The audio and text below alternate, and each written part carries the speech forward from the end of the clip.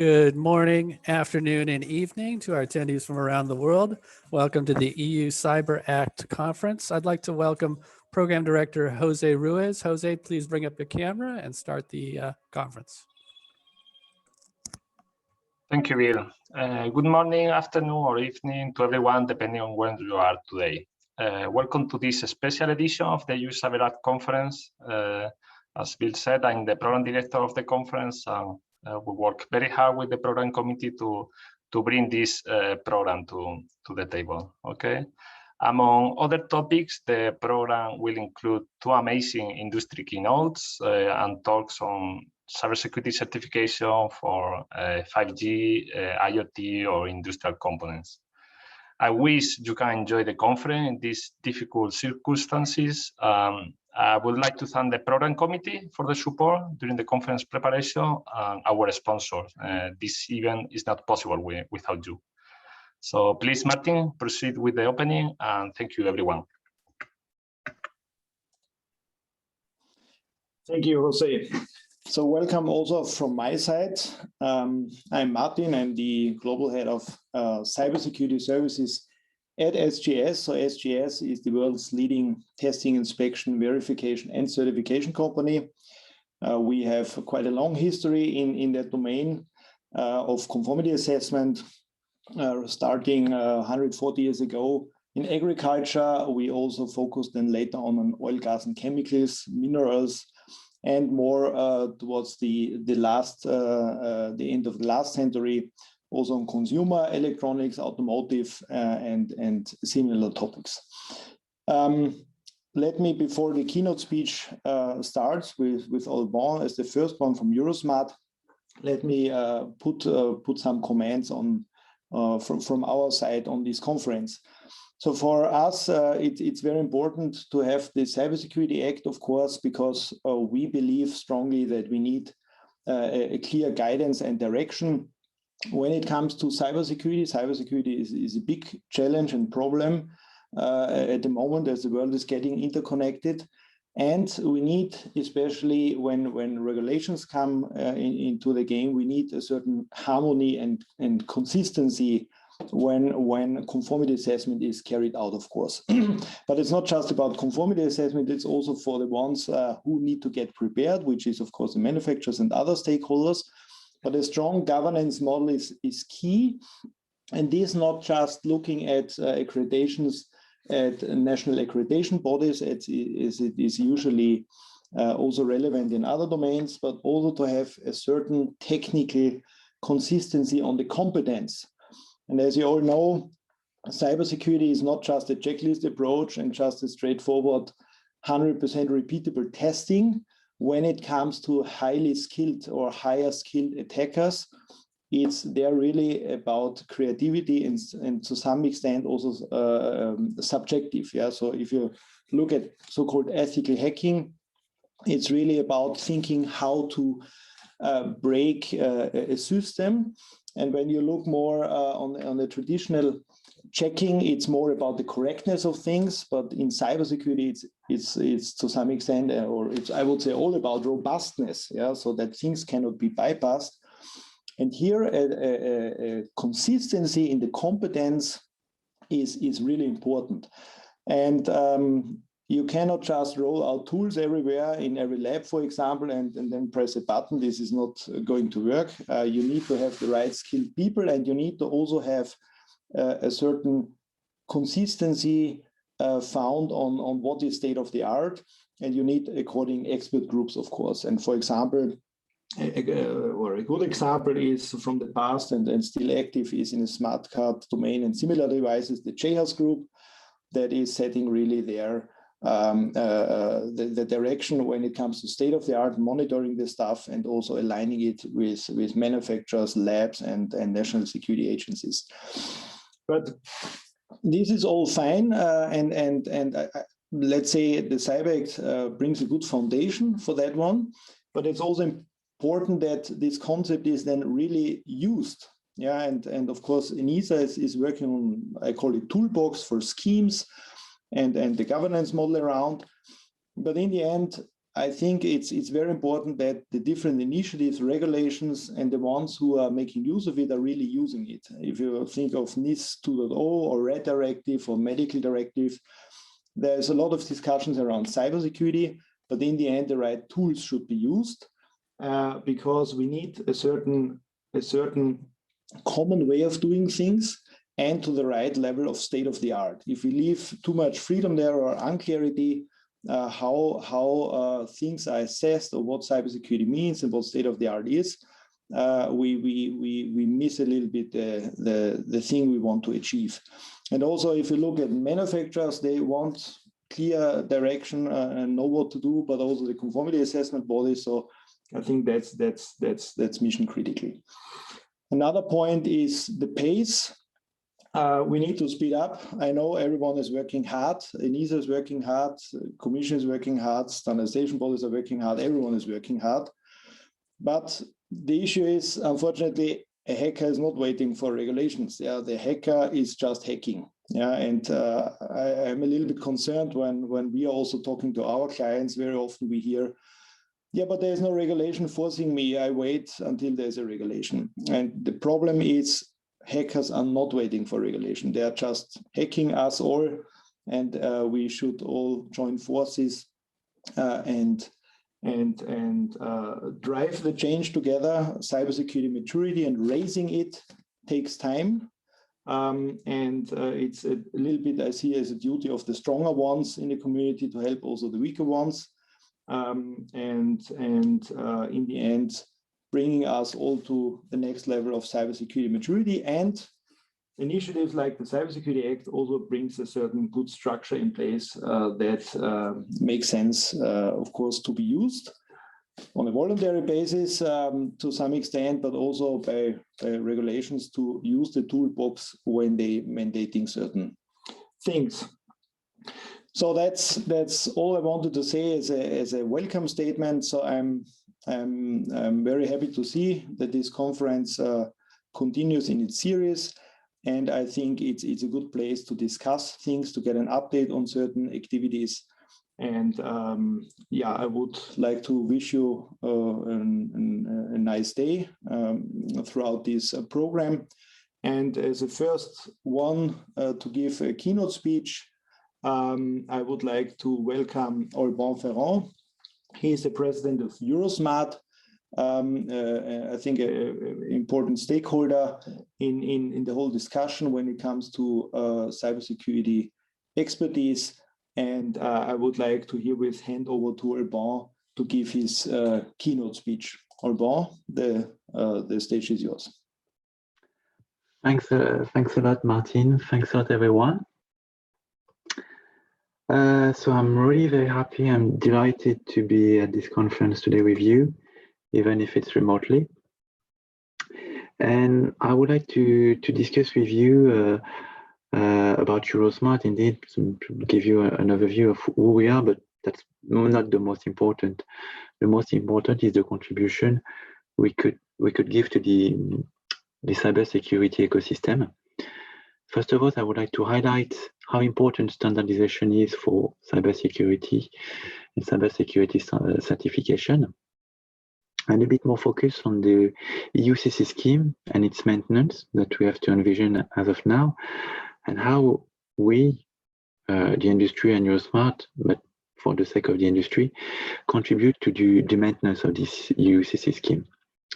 And also, as an example of the contribution of Eurosmart to the cybersecurity certifications ecosystem, how we could contribute, how we will contribute into the emergence of new trends in technology through the work Eurosmart made on the protection profile for SOC, system on chip, and secure enclave for system on chip.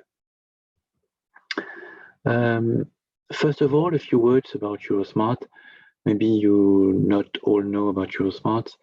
Eurosmart is really very important in the field of cybersecurity. We are the oldest association in the ecosystem dealing with cybersecurity. We started as early as the 90s with the emergence of payment cards at the very beginning. And at this time, it was very important to ensure security of payment, and banking cards, as you know, were relying on secure chip, secure ICs. And this is where it all began. Eurosmart focused on the method, interpretation method and methodology. Sorry, Alban, yeah. I think you need to share your screen. Oh, sorry. Yeah.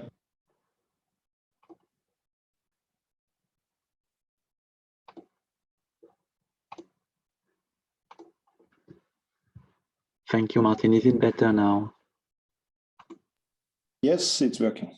Thanks. Sorry for everyone. Fortunately, you haven't missed many slides so far. So, as I said, Eurosmart is the oldest association dealing with cybersecurity in Europe. So it started in 19 with the advent of the banking cards. And actually, it's initiator of the two instrumental working group that supports the Common Criteria certification, which is the ESCI Working Group 1, and the GIAS. So GIAS is focusing actually on attack methodology on secure ICs. So maintaining the state of the art, and also maintaining the quotation of attacks, which are instrumental for a cybersecurity scheme, and ESCI, which actually provide interpretation of methods for the field of smart cards. So this is where it all began. And it gathered a very strong community of experts in the field of security. So not only on the smart card, indeed, because over time it's expanded its field of competencies. So now we're dealing with security of IoTs, security of system on chip. And it's on all the competencies of Eurosmart that we would like to share with the community to help the successful development of cybersecurity certification scheme in Europe. We include expertise in the field of digital identity, blockchain, and biometry. Another important thing is the involvement of Eurosmart. So Eurosmart is not only focusing on those two technical groups, but also advocates in the field of security of cyber identity through the CDI, Cybersecurity and Digital Identity Group. Also security in the field of biometry. We have a dedicated working group working on biometrics. A new working group that has been launched in the end of 2020, focusing specifically on IoT, which is also a key topic for the years to come. And also we have another group which is more focusing on market and technology. And actually this group performs survey of our markets and actually provides key figures to the market to show the evolution of the market of security. So we are already at the cornerstone of the cybersecurity ecosystem. We gather company, but not only, because we also have association and academia as members from different parts of the market. So indeed, we have companies that provide technology, secure technologies, be it from secure ICs, but also secure systems, provider of system on chip, issuer of security documents, also company that provides support and expertise for the security certifications. We also gather indeed test labs, certification authority and inspection authority. And what is important to quote actually is that indeed we have a laboratory coming from the historical security perspective, so coming already from security certification perspective, but over the last year we also saw some new actors coming from the conformity field, and that actually joined Eurosmart because actually they understood that actually conformity will include cybersecurity components. And now we also gather key actors for the conformity assessment world that join Eurosmart. And last but not least, also we gather association and academia that are also very valuable for Eurosmart and its added value. For the key topics for Eurosmart in the 2020, but also for the years to come, just to name a few, we have, for what is relevant to certification and standards, indeed we have the UCC scheme, which is a key topic and will still be a key topic for 2021 and maybe 2022. There'll be still the maintenance of the EU scheme that will continue to run, and also all the support and the work on the security certification for new verticals, new technical domain, be it Internet of Things, which is very important, industrial IoT also, which is also becoming more and more important, and 5G, which is also a very hot topic, as we could see over the past year, and the years to come, especially to support the 5G toolbox that was presented by the Commission. When it comes to identity, we also have very important topic, the revision of AIDAS and the new legislative instrument to rules digital identity. Indeed, we have the green certificate, which for those that are not aware, is actually a proposal for a harmonized path, proving that actually you have been either vaccinated against the COVID-19 or that you have successfully passed a test, proof of test, which actually would be instrumental to overcome this current crisis. So this is also something on which Eurosmart is deeply involved, and that will be instrumental for our everyday life in, I hope, the months to come. And also the mobilification of document, be it to the digital travel credential, but also the mobile driving license, that should also be in the European agenda soon. When it comes to biometry, also we are focusing on the evaluation technology for biometry, and also we are advocating for the usage of this technology at EU level. Indeed, in line with the European values, but it's something for which we're currently advocating. Also, for those three topics, we have a very strong concern when it comes to data privacy and protection. And also, we're looking into the emerging technologies that are also relevant, be it post-quantum cryptography, blockchain, or artificial intelligence.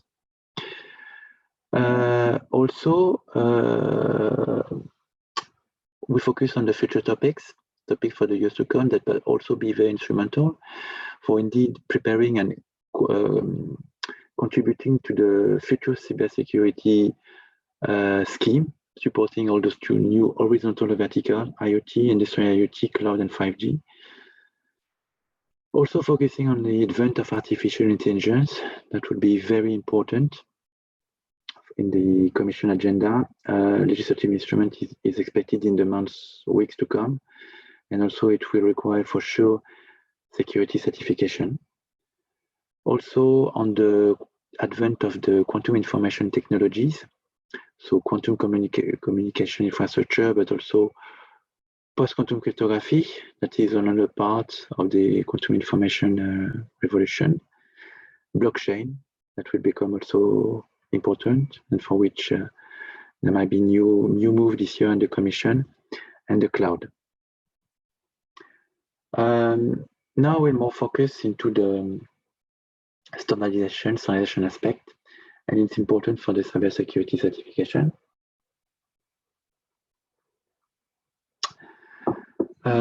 When placing a product on the market, a developer usually has to prove that it complies to a certain set of standards.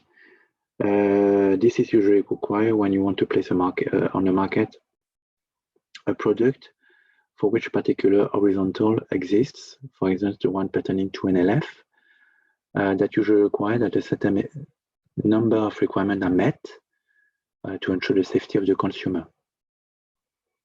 Those requirements are usually built upon standards that define, for instance, what is expected in terms of behavior, how the product should behave. which are usually produced by consortium or standardization organization, but also when placing a product on the market, the compliance to conformance test standard may also be required. So these conformance test standards go a step ahead, because actually they not only mandate how the product should behave, but they also mandate how this should be tested. So the standard lists the requirements that are defined in the standards and guidelines, and actually define for each of those requirements how this should be verified. And these verifications are usually made using tests that are actually defined in those conformance test standards. So this is a step ahead of the standards and guidelines. And also you may have a third level that may be required, that actually interoperability test standards and compliance to interoperability test standards. And actually in those cases, those standards consider a product or a service being used in in its ecosystem, and actually consider end-to-end tests. So actually it's considering the product and service being used in its production environment, and being under test to make sure it actually behaves correctly and it's safe and secure. And those standards that are maybe required for the placing the product or the service on the market should be taken into consideration by a developer of a product or service when developing each product or service, to make sure actually it can easily demonstrate the compliance of the product when being placed on the market. So now, how does it change? So when we consider it from a cybersecurity certification perspective, this approach I described before actually works quite well in a static approach, meaning actually when you consider only, I would say, safety.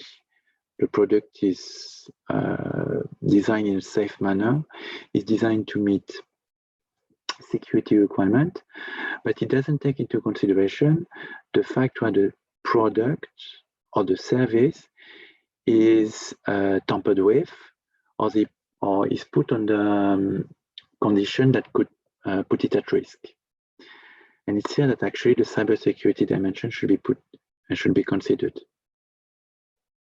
And another dimension of standards, another input should be considered, which is actually defining how we should test the product to make sure that it's safe, and when it's tampered with, and it's really secure. So here, this is actually this new line that is defined here, required to define standards that should define tests that should be applied to the products, as well as the certification methods. So how do you make sure that actually your product, when being submitted to attempt by an attacker to tamper it with it, remains secure? So you have to define how you assess that and which tampering attempt you consider. And this is also a contribution from standardization that is very valuable. And this, when taken into consideration with the proof of conformity that I described before, lead to a EU cybersecurity certification that actually can demonstrate that the product is not only safe, but is also secure and is able to resist tampering attempt that could be made by a fraudster. To focus a bit more about those standards that actually are instrumental for the good deployment of the conformity, those are usually prepared by, be it European standards organization that we all know, which are CENELEC and ETSI. They may also be prepared by standardization organization that may be national bodies such as DIN or AFNOR, for instance. It could also produce standards, but they also may be prepared by foreign consortia, which actually are private entity, but that could also provide some very useful inputs to the ecosystem.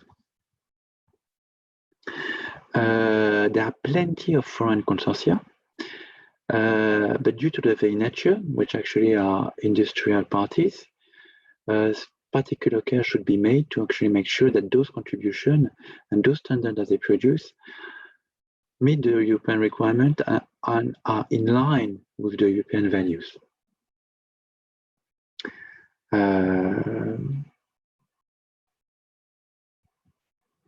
Now, I will focus a bit more about the methodology, interpretation, attack method. So this box here is very important. It's very important because actually that lies all the expertise, the knowledge, and actually the powerful of cybersecurity certification. It's here actually that thanks to the expertise gathered by industry, by NCCAs, you're able to really go deep into the product design and security to really verify it's secure and make sure it's truly secure. So here it requires to gather expertise, to gather industry. And for instance, it's here that Eurosmart's big contribution, thanks to the ISKI and GIAS, when it's come to CC certification of secure hardware. And here now, if we think in the scope brought by the CSA, that actually totally broadened the scope of cybersecurity certification scheme, we have to design a kind of tools which is somehow similar to what Eurosmart brought, but actually adapted to a much broader scope.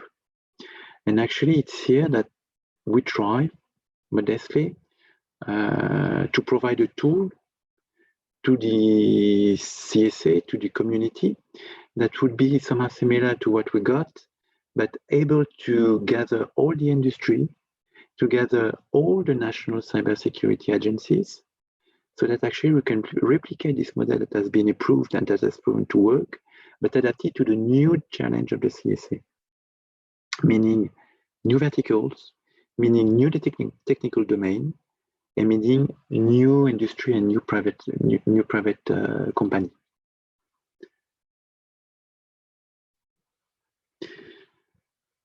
The cybersecurity certification, something on which I would like to emphasize, is very key.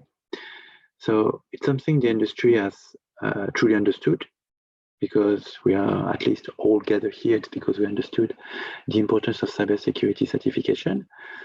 We all understood actually also that EU regulation and EU directive, at least through the NLF, but not only, require supervision and proof of conformity before putting product and services on the market. But what the industry doesn't want is to do twice the work, meaning doing conformity to meet the requirement of conformity to place a product or service on the market, and to do twice the work to demonstrate the product is secure, cybersecurity certified. Definitely, it's not something that would be good for the industry, because it would entail doing twice the work. And we strongly believe and we strongly advocate so that there is a kind of convergence between the EU cybersecurity certification and the conformity requirement for placing product on the market. Definitely, there are convergences that could be found, because cybersecurity certification clearly demonstrates that the product is secure, and that's actually it should be required when placing a product on the market. Definitely, the NLF or the other vertical regulation that require kind of conformity before placing something on the market should definitely leverage on EU cybersecurity certification. It shouldn't mandate or require duplication, something very important for an industry. Now I will go a bit further into the methodology, interpretation, and attack method I discussed beforehand. it's something very important because it's somehow, to make it clear or simple, it's a kind of glue, a glue between methodology, a glue between requirement and technical implementation, technical expertise, and verification of a product. So this is very important. As per the CSA, the EUCC scheme governance and actually the methodology, interpretation, and attack method result in legal acts, meaning actually it should go to implementation act, and actually it's under the control of the Commission and member states. And as per the CSA, there are no direct involvement of the industry in this step. Yet, as I said, it's instrumental that the industry be associated. Why? Because the industry has the technical expertise, the industry invests on technology, the industry invests on hacking method, and has the expertise to know what is at risk and how to counter the threats. The maintenance is performed by the ECCAG and the subgroup. It gathers the national authorities, so the NCCAs that are in charge of certifying the product and services, with the support of NEC, NISA, and the Commission through the DG Connect.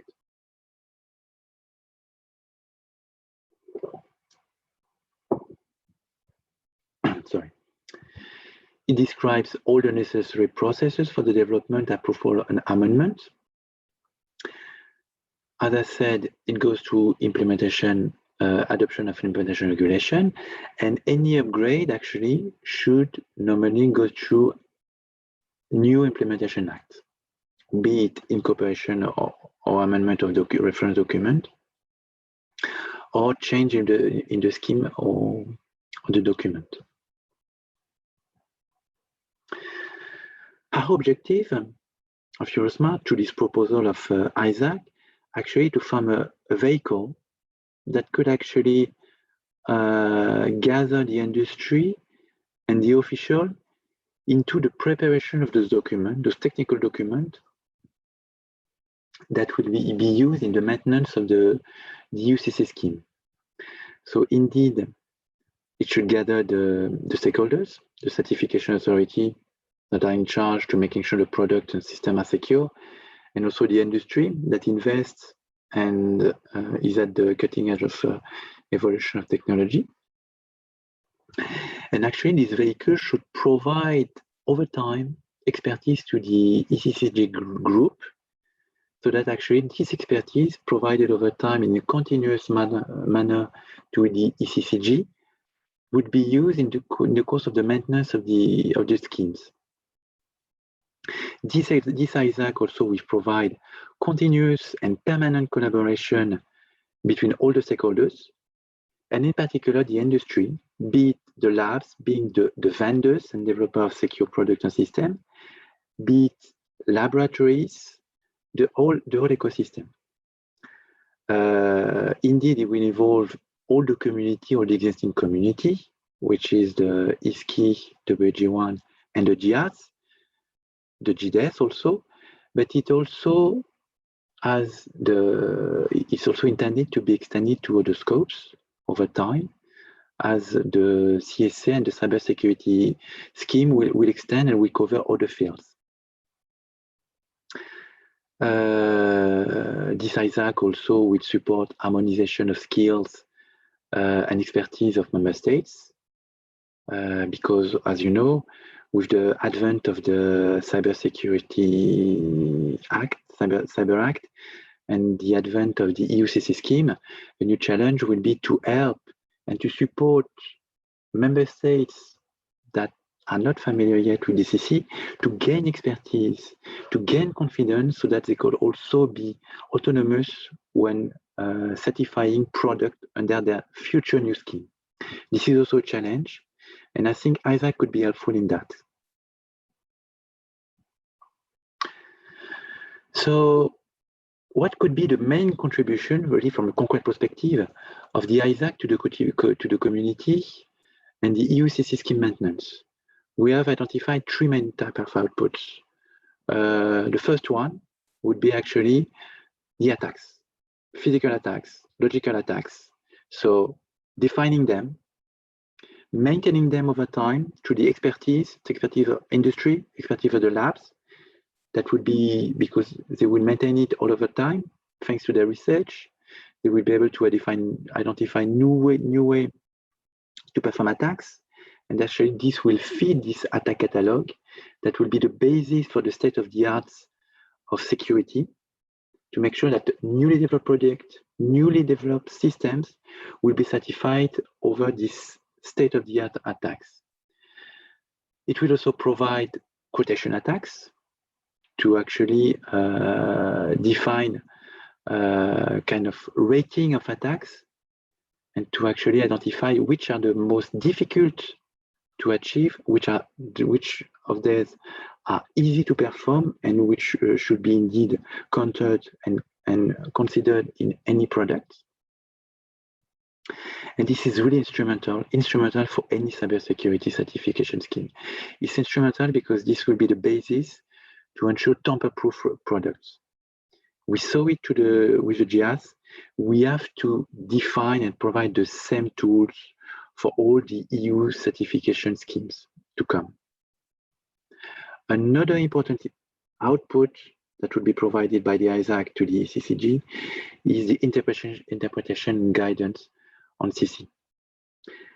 It may seem obvious, it may even seem useless because it may say you might not see the benefit, but it is really instrumental. How to interpret security requirement, how to interpret security criteria in the field of secure hardware, how to interpret it in the field, for instance, of secure software. Criteria cannot be directly drawn from the catalog provided by the common criteria and the ISO 15408 to the secure IC. No, you need to interpret, to understand and to provide guidance on how this should be understood. For instance, how to interpret the requirement ADV ARC in the field of secure hardware. And this has to be provided by the field of expert, by a community of experts that will translate all those technical requirements into clear guidance. And those guidance would be adapted to a technical field and have to be adapted also to given vertical. And this requires also permanent community, permanent group, permanent support. And this is also the role of ISAC. And third also contribution, third output, potentially, so this is also to be discussed, to be defined, a kind of vulnerability information sharing, which is also something that is provided for by the CSA, and that will also help NCCA, Certification Authority, also industry and labs, to discuss about information sharing pertaining to vulnerability. This kind of discussion group is very important, it's needed. Those discussions need to be done into a control area because the information is sensitive and shouldn't be disclosed into a public forum.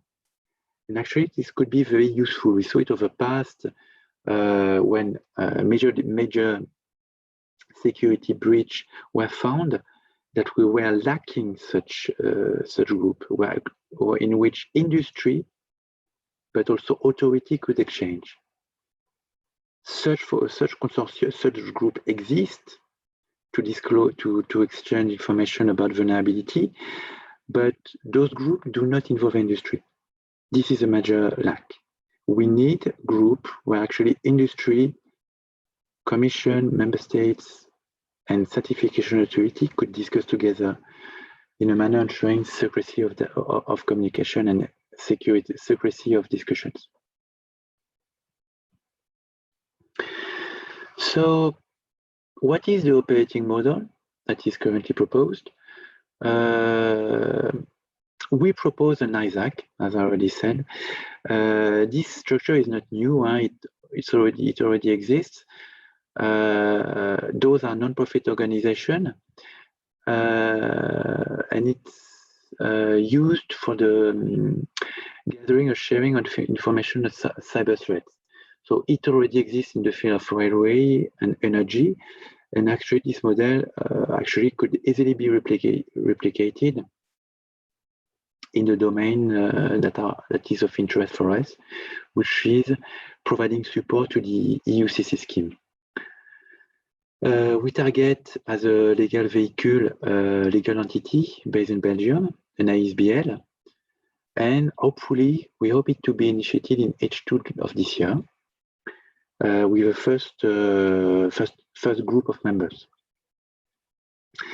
So it would be a private structure. It would provide a neutral structure to involve member state authority, EU institution, and indeed the private sector. At SOGI's termination, it will be ready to host the SOGI's technical group, so that are currently hosted by Eurosmart. So at SOGI's termination, there would be a smooth handover from Eurosmart to the ISAC, so that the work of those groups, the expertise and the member could be still maintained. There would be a complete continuity of those work. Also, it's designed to provide flexibility. So the working group that would be hosted by the ISAC would have a complete flexibility in defining their own term of reference in accordance with the purpose of the ISAC, so that actually the technical group and so the key stakeholders of all those technical groups could have all the flexibility to define the way they want to work, the way they need to work, and indeed to cope and accommodate with the future, because the idea is really to the ISAC to be really a kind of toolbox that will provide support to any EU cybersecurity scheme to come. It would provide all the flexibility to support any future cybersecurity certification scheme, be it IoT, be it 5G, be it cloud. IoT, ISAC would be a legal tool, would be a legal vehicle that will actually host technical group. And actually all the flexibility will be provided for that. And it would be totally easy to extend the scope or to create new working group dedicated to new field or new cybersecurity certification scheme.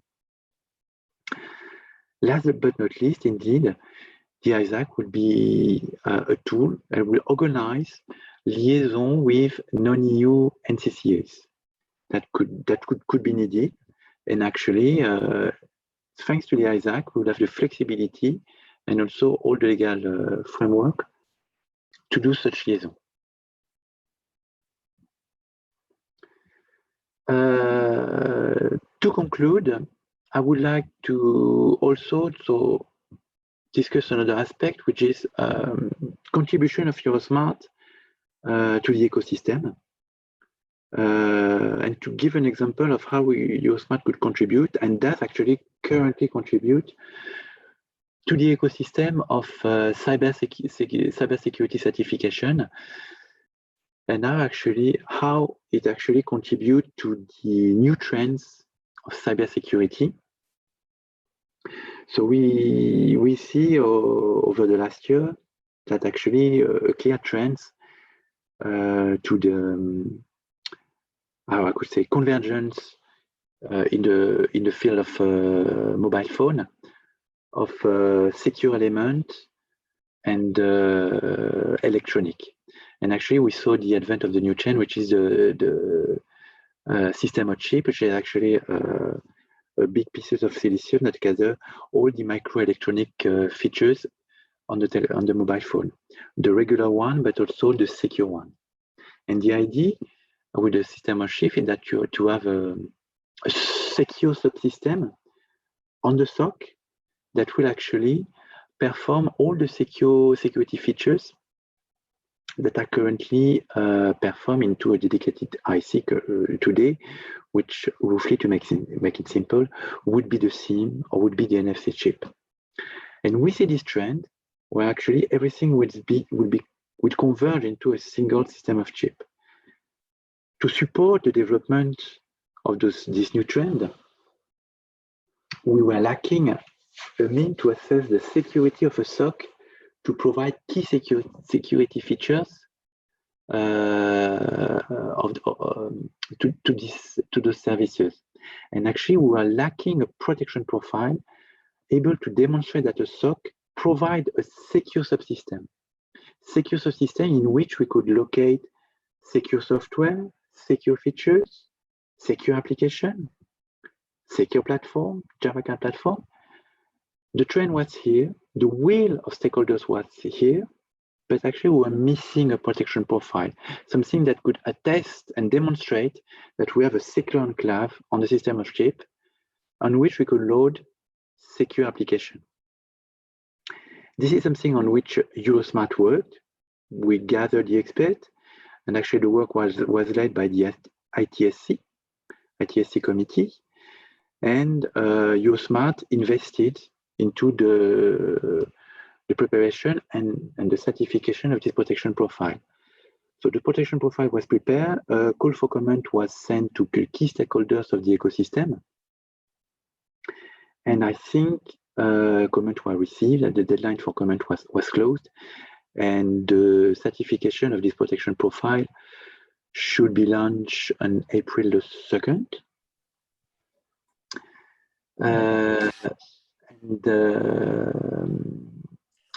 Alban, the time is almost over, 2 minutes left. Oh, we sorry. We also have some questions. Yeah. So I will hand over anyway. You will have the slide. Yes, I will hand over to the questions. Sorry for the time, but I haven't monitored the time. So are there any questions maybe? Yeah, there are some questions. Maybe to post one of the questions.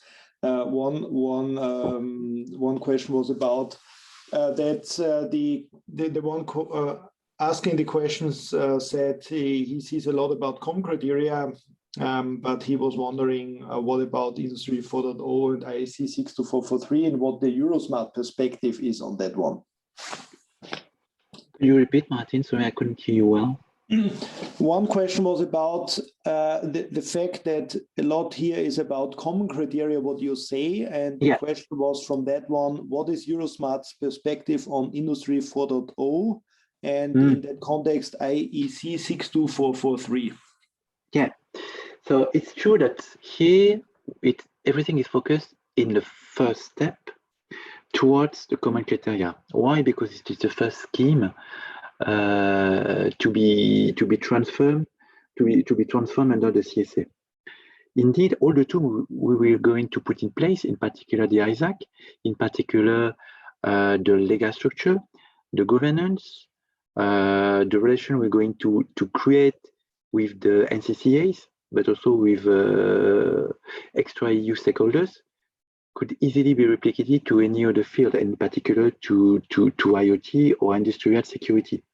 And we could totally imagine a dedicated working group focusing on evaluation methodology, catalog attack, or application or implementation of EIC certification pursuant to EAC within this ISAC.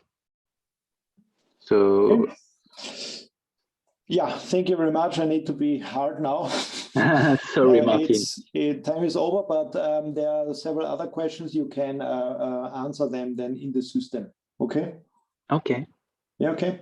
Then Alban, thank you very much. It was very interesting, I must say. And our next keynote speech is from Natalia Oropeza. She's Chief Cybersecurity Officer at Siemens in Germany. And warm welcome from my side. So Natalia, the stage is yours. Thank you very much, and hello everybody. I am Natalia Oropeza, and I will show you not what cybersecurity can do for you, but what we, Siemens, the Charter of Trust, our partners and associates can do for cybersecurity. Especially, I want to show you how we work together to ensure our digital infrastructure remains resilient in the face of the ever more serious cyber risk, and how we need to join in this effort to succeed, also at the political level. Am I connected? Because I am getting some notes here from. Yes, can you maybe switch on your video? I think we would be nice to see you, of course. Okay, I didn't know. Excellent, thank you. Okay, perfect. Thank you. Then if we go to the next slide, please. I will say that the pandemic is a bright example of what I was saying. COVID-19 has proven the all-important role of cybersecurity as the digital structure has never supported more people than it does today. Many of them working from home like I am doing this today. When COVID-19 outbreak scaled to a global pandemic, malicious actors started increasingly targeting individuals, organizations, and infrastructures, such as hospitals, factories, or power grids, with malware and ransomware.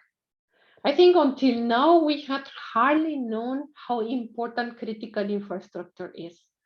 And what cybercrime can do to our infrastructure was shown to us about several weeks ago in the US. Hackers gained access to a water treatment plant in Florida and chemically manipulate the water. And as our world becomes more digital, this dependency from infrastructure and the risk of cyber attacks will only increase. So we have to do everything to defend the infrastructure. Now, the challenge is that no one can do this alone. And not even a company like Siemens, who is an enabler of digitalization in the industry. So, as said, what we urgently need to do is work together, not just within our own industry or country, but with our Charter of Trust partners internationally and actually with everybody. Since its founding in February 2018, the Charter of Trust has been pushing cybersecurity and resilience for industry and infrastructure, especially with the help of its 10 principles. With the beginning of the pandemic, the Charter of Trust has started and supported various initiatives concerning the resilience of infrastructure with virtual events such as webinars, collaboration weeks, and roadshows, all with hundreds of participants. Now, here are 3 examples of measures the Charter of Trust has especially been pushing during this time. The number 1 is ensuring the adoption of cybersecurity requirements such as security by default, which could mean, for example, that one is forced to change a password the first time a product is used. Charter of Trust partners have agreed to implement the requirements like this in their own organizations. And remember, we are 16 partners. So requesting their suppliers to meet them and promoting them in their network. Another example is the supply chain security, and we all know how important it is. Charter of Trust partners have adopted standards for baseline contractual requirements and agreements on cybersecurity in the supply chain. And that helps to create trust among everybody involved. For this purpose, the Charter of Trust is developing a risk-based methodology for implementing cybersecurity requirements within the supply chains. That means we will support and guide our suppliers and all participants in our supply chains so that they also adopt those requirements. We also need efficient models to verify the compliance of suppliers across industries, and the Charter of Trust is currently piloting ways to do this. And as a 3rd example, let me mention information sharing. Today, the Charter of Trust keeps deepening and widening its information sharing with partners. Also, we are working on artificial intelligence tools to detect and respond to cyber attacks more efficiently, which should benefit everybody. Being committed to these and other efforts laid down in the Charter of Trust and core principles, we hope and intend to lead by example in the cybersecurity arena. Industry alliances, like the name Charter of Trust, not only have to work together, but they also have to work across borders. And this is especially true when it comes to the establishment of common standards and international regulations. Without such guiding framework, cybersecurity cannot be effective. Not only do they help to combat cybercrime, but they also remove obstacles to trade. For example, with respect to liability questions, they reduce red tapes and create trust among industry actors and end users. That's why Siemens has strongly been advocating for and advising on cybersecurity at international bodies, especially at German and EU level. Still, as much as this is a noble cause, the current state is unsatisfying. Even within Europe alone, there is a wide patchwork of regulations and standards, not just creating inefficiencies, but also affecting cybersecurity. In the European Union, despite the Information Security Directive, the NIS Directive from 2013, and the EU Cybersecurity Act, the CSA from 2017, we don't have an harmonized landscape of cybersecurity regulations, standards, and norms.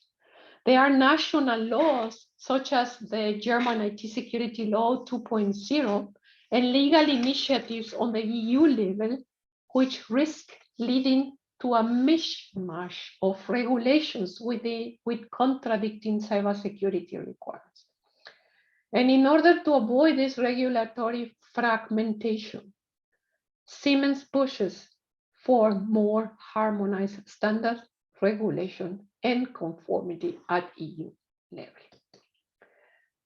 Siemens wants to be part of the solution, and with the implementation, when implementing the EU Cybersecurity Act, we must include also the well-established new legislative framework, the NLF.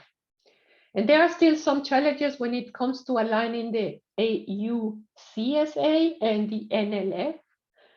The industry needs clarity which framework to apply in which case, and this will eliminate some legal uncertainties.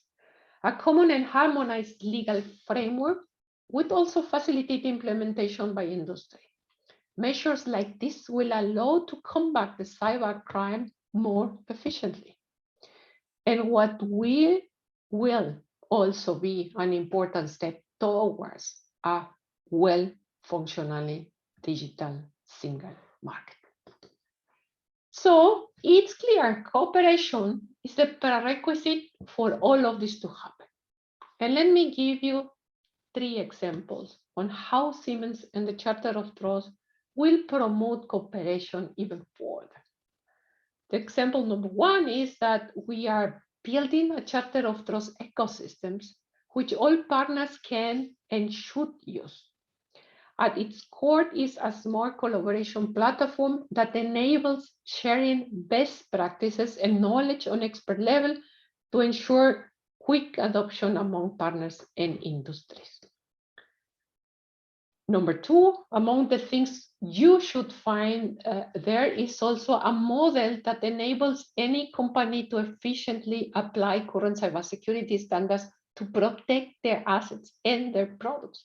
The Charter of Trust is currently drafting a guidance document on how to use and combine different international standards and certifications for critical IoT solutions to earn trust and to protect assets. Finally, we also intend to drive innovation concerning new cybersecurity measures via co-creation, like, for example, by driving and encouraging contractual public-private partnership. So, quite clearly, cooperation is possibly the most important ingredient to combat cybercrime today. Let me say that a common effort does not only require alliances of major actors and cross-border cooperation, but it also actually takes everybody jumping on the bandwagon. And this means SMEs, they need to be part of the effort. SMEs are particularly vulnerable. And one reason for this is that they often underestimate the risk. And another one is that they don't have cybersecurity capabilities. So a key element of getting SMEs involved is education and training on cybersecurity issues, which is in any case, one of the main purposes of the Chapter of Trust. The focus on education and training also mirrors the fact that the biggest IT risk or the biggest risk for IT security in companies is the human being. Therefore, just like the Charter of Trust intends to reach out to SMEs to help them with the cybersecurity, the SMEs needs to reach out to their employees to ensure they get appropriate training. In the end, if we all work together, all players, including SMEs across borders, we will successfully fight cybercrime. Even more, we can show everybody, meaning all of society, that responsible digitalization and with it cybersecurity are both possible and necessary, and that society can trust our digital world. And this will encourage people to take cybersecurity seriously and to understand how important it is to be engaged. And being also the Chief Diversity Officer at Siemens, let me add, not only should this help with diversity, but it shows that diversity is necessary. Cyber attacks come in many shapes and forms, and we need very different perspectives on the threats we face today. So, summing up, not only can no one do it alone, we all need to work together. This way, we will both strengthen and as well as democratize cybersecurity. And the digital world we live in will be a success. So, thank you very much.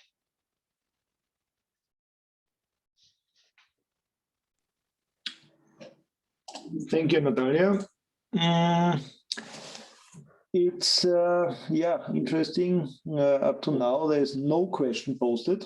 I could now ask you all the questions from Alban, but I think you will not be happy with those questions, most likely.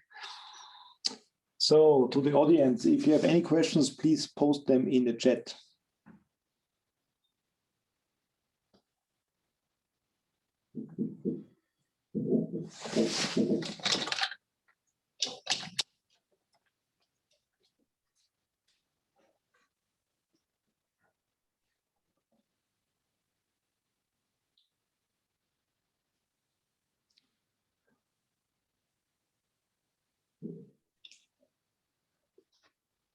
Okay, there's one question saying, can you please provide a reference to the study that shows evidence that SMEs don't have cybersecurity capabilities?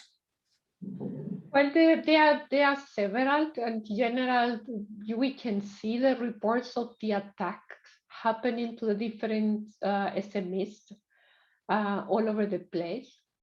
And therefore, you can conclude from there the cybersecurity in those SMEs is not strong enough. In any case, they are not investing enough in the cybersecurity measures. So that's something that you can read all over the place in the press. Nevertheless, I am sure there are some relevant studies. I can provide some specific, more official and formal references to that fact, for sure. Okay, there's another question. Is Charter of Trust only focused on IoT or other domains like energy, for example? Yeah, we are focused all over the place. We have the aim and the purpose to secure the digital world. And therefore, we apply our 10 principles all over the place, wherever is needed, especially in the infrastructure, meaning in the IT infrastructure, as well in the OT, meaning the factories that these days are increasing digitalization, especially due to the COVID pandemic. They are increasing the speed that they are digitalized. They are implementing digitalization. And that, of course, increased the connectivity and the use of software, the use of cloud solutions. And therefore, it is very important that we as well increase the speed of the execution of the different cybersecurity measures that we need to have in the factories, in the OT environments, and that we adapt to the current situations that we have.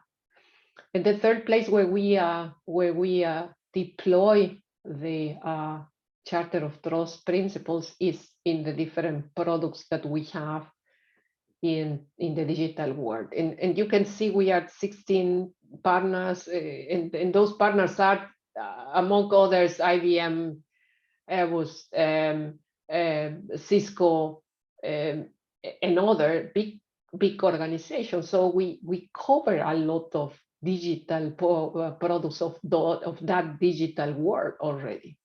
So for us to deploy cybersecurity measure among us and among our products is obviously a good step forward into the cybersecurity we need in the digital world. So measures like security by default, for instance, making sure that the products have the right settings to make them secure by default.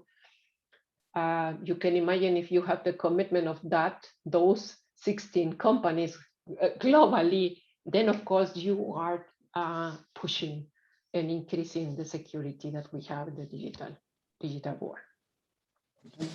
Another question is the Chart of Trust public, and where can we have a look on it? It is public, so we have a page at charteroftrustcot.com page. You can find information. We try to publish the information, of course, in the normal social media channels. So Twitter and LinkedIn mainly, you can find a lot of information. We do have conferences. And the idea of the Charter of Trust is not to make a small club of companies, but yes, to make a partnership so that we can develop solutions and implement those solutions quicker, so that we can avoid as well reinventing the wheel every day, because that's something that we cannot afford. Not afford to. You mentioned at the beginning, Martin, that the hackers are not going to be waiting for us, and they are not going to be waiting for regulations. And in the same way, I can tell you, they are very, very quick developing new ways to attack our organization. So therefore, we cannot spend time in reinventing the wheel. We have to use the solutions that we have available. And obviously, among these 16 partners, you can find a lot of solutions available already that you can reuse and use to implement those and increase the security. So this is the idea why we partner, but nevertheless, everything what we do in the case of security supply chain or security by default, or we do a lot as well in the case of education. So we develop a lot of education material, not only for the companies, but as well for the society. And we start with the schools in the early ages of the kids, for instance, to help them to understand how to be digital responsible. All of this is available for everyone, because we are not aiming to win something out of this. We are aiming to protect the digital world so that we can increment the trust and that we can increment as well the use of the digital solutions. This is at the end of the day, the purpose that we have in the Charter of Trust. Okay. Also, another question in which companies can join the Charter of Trust, and how can organizations or companies join the Charter of Trust? Well, normally every organization that want to join the Charter of Trust, you organizations, you have two ways of doing this. Either you join in the partners, in the main partners, in the 16, You can join us. We're in the association partners that we have. The difference between the two of them is that if you join the main ones, then you will be able to decide together. And if you join the association part, you are kind of the extended team that is providing feedback and know-how to the 16 partners. And you can approach any company. So I am here, I am a member of Siemens. So if you have interest, you can approach me directly. You can approach any other partner or any other of the partners. We do have a process to say yes or no to companies joining the Charter of Trust. And the main criteria that we use is if the company represents another sector that is not represented yet in the Charter of Trust partners, if they are really willing to contribute, because of course it takes a lot of effort, a lot of time to contribute in the development of measures, the installation, the commitments. We have members of our boards in the board of directors of Charter of Trust, because they are the ones deciding whether we companies want to deploy those measures or not. So we make clear commitments to society. So that said, what I am trying to say, of course, the company willing to join, it has to be a company that is willing to spend efforts in Charter of Trust. And those are the basic criteria that we have. So representing sectors of the industry that we have not covered. If the company, of course, we also look at geography. So we are a global partnership. We have representatives not only from Europe, but from the US, like Cisco, from Japan and Hawaii and others. So these are the criteria that we use. And basically, whoever wants to join is welcome. You can contact us, me in this case, and place a request. I hope I answered the question. Okay, I have a question myself. How do you see Charter of Trust, the relation to certification and also, I mean, we are in the EU Cybersecurity Act conference, so how do you see the link to the EU Cybersecurity Act? Well, one of our principles, one of the 10 principles I mentioned before, is about certification. And of course, we are convinced that we will not be able to reach certain security for this digital world that I am always mentioning if we don't have certifications. Now, the big question is, where do we need them and how do we need them so that they can, in fact, protect us and protect the industry, protect the factories, protect the society. And these are very interesting conversations we are having with the different partners. And you know, we have TÜV and SES as members of Charter of Trust. And yeah, we discuss a lot about where and how. And yeah, we have interesting outcomes. Everything is documented and in the documents I explained before in my presentations, and they are or they will be available as soon as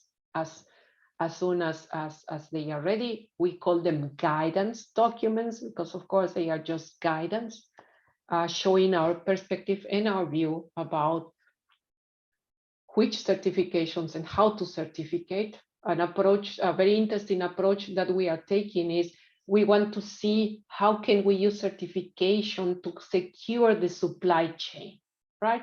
I mean, where to apply them so that we can make the whole our supply chains secure, which is these days very important. And I think the solar wind attack has shown us again how important supply chain security is. Now, did I answer your question, Martin? Yes, thank you. Good. What else?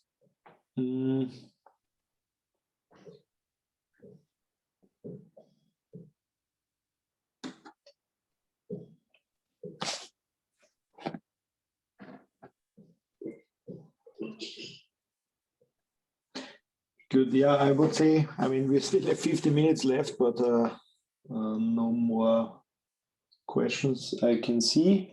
So yeah, thank you very much, Natalia. And we have now, to some extent, a kind of unintentional break, which is also sometimes fine, I think, to take a coffee and so on. There's an official break, I think, starting at 1:30, where, however, there's a sponsor track where I am speaking. So it's also good you have a break now, so you can join my my track at 1:30, and then later on the program, of course, continues as shown in the agenda. So thank you very much, and thank you, Natalia. I was very happy and honored to be speaking. Thank you. Thank you, and thank also to Alban.